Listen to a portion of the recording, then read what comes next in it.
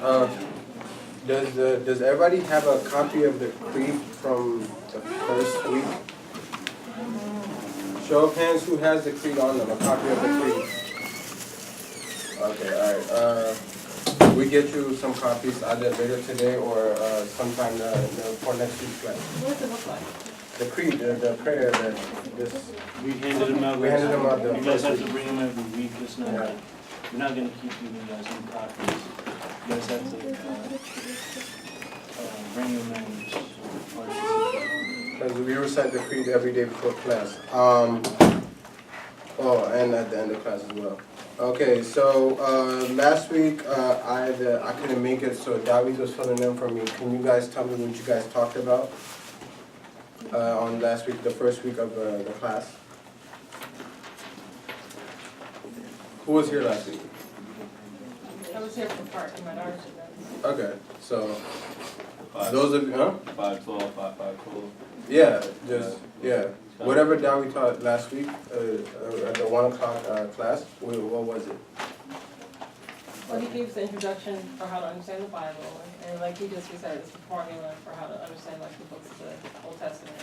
Uh-huh. And he also broke down how, the questions people had about what's the difference between the Orthodox Bible versus Protestant Bible, and stuff like that. And then he started covering the Old Testament verses through, huh? I can come stay on them. I don't think he got Yeah, there but yet. he went from like chapter 1 to Oh, like it's like 18. Yeah. Where'd you guys stop? Like, what Talking was about Isaac? He's talking about Sarah and Abraham. So you guys talked about? And Isaac, yeah, and Isaac, so yeah. Okay, so you guys, that's where you stopped? Yeah. Okay. So you got through the original sin, Adam and Eve and stuff, right? Chapter 1. Okay. Yeah, and 3. All right, and also Abel and Cain, Noah's Ark, you guys got through that? Yeah. Okay. All right, so today we're gonna be talking about, well, I'm gonna kind of go back a little bit from last week and then transition to this week. Last week you guys talked about, towards the end you guys talked about how Abraham and Sarah were not able to have a child. And then after like a lot of prayer and stuff, like they waited so long to finally, and God finally gave them the child they wanted, which is, what's his name? Isaac, yeah. I don't know if Dawi mentioned, but before that, since Sarah was not able to have a child, Hagar. yeah, Abraham had a child with his servant, which is Hagar, and his name was Ishmael. And that wasn't like in the proper bloodline from Abraham. So once God finally approved of once God finally let Sarah be able to have a child, they had a child named Isaac. And the story behind his name is because when God sent an angel down and told her that you're gonna have a baby, she laughed.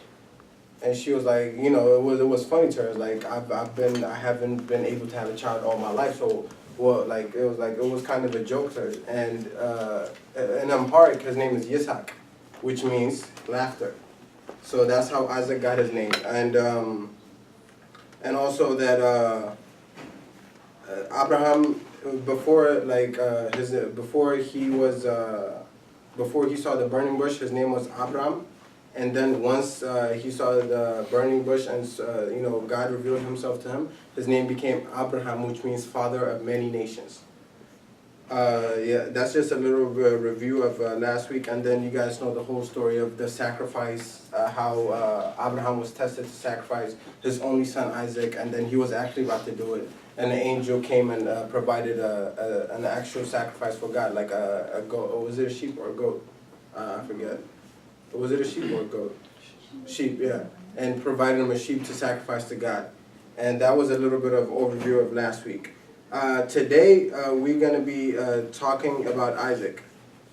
Now, Abraham, in this part of the story, he's at an old age, and he was about to die. And he told his wife, he wanted Isaac to have a wife. So what he did was he sent him with his servant to get to Nahor. I don't know how to say the name properly, but he sent him there to get a wife. And when he went to Nahor, he found Rebecca, and they got married. Now, when they got married, they had kids. Their name were Jacob and Esau. Now, when Esau, they were twins. I need to mention that. Esau and Jacob are twins. Now, when Esau was the firstborn, the first one to get out the womb, and he was hairy. Esau was the hairy. When he came out as a hairy baby. So that's why how he got his name Esau. And Esau literally means a hairy child. And then following him, holding on to his heel, was Jacob. And that's how Jacob got his name, because Jacob means the one who holds the heel. So they came out like that, and when they grew up, Esau became more of the manly, the hunter. He goes out and brings food to the table. So he was Isaac's favorite. And when his brother Jacob, he was more of the kind of stay home and house clean and whatnot, and so therefore he was Rebekah's favorite. Now keep in mind, back in the Old Testament, if you're the firstborn, your birthright means the world. Like that's all your father, along with wealth, that's the only thing your father or your parents could pass down to you. So keep in mind that Esau, since he's the firstborn, he's the first out of the womb, he has that birthright. Just keep in mind that a birthright is something really important in the Old Testament. So one day Esau, he's out gathering for food, and he comes back really hungry, he's starving. And Jacob, he had prepared a meal and whatnot, and Esau asked him, "Can I please get something to eat?" Now Jacob knows that Esau has a birthright in the family. So he asked him, "I'll give you the food for your birthright." And at the time, Esau, he didn't recognize what kind, how important a birthright was. He didn't know what he had. Let's take a little, step aside and, look at things in today. We all are Christians, we all been baptized, right? We all here in church. But most of us, just like Esau, don't realize what we have. We don't know what we've possessed when we got baptized and became the children of God. We don't know what we have within us. That's why, most of us are here because we're trying to learn. But we need to recognize what we have, that once we die, we have eternal life. Our flesh dies, but our soul lives on. Esau, for instant gratification, just because he was hungry, he gave away something that was really sacred. For his what? His soul or his flesh? His what? His flesh. In the Old Testament, like I said, the birthright is really important, and I'm trying to tie it into today. We give up something that's really, we for instant gratification, we give up something that our soul doesn't want. Our soul needs for, to make our flesh happy. And, that will kind of, you see what happens towards the end. So, so Jacob, he took Esau's birthright, and, he got some food. The food the Esau wanted, he ended up getting it. Now, Rebekah, I said earlier, her favorite child is whom? Jacob. So she was trying to do everything in her power to make sure when Isaac passes that Jacob receives the blessing and not Esau.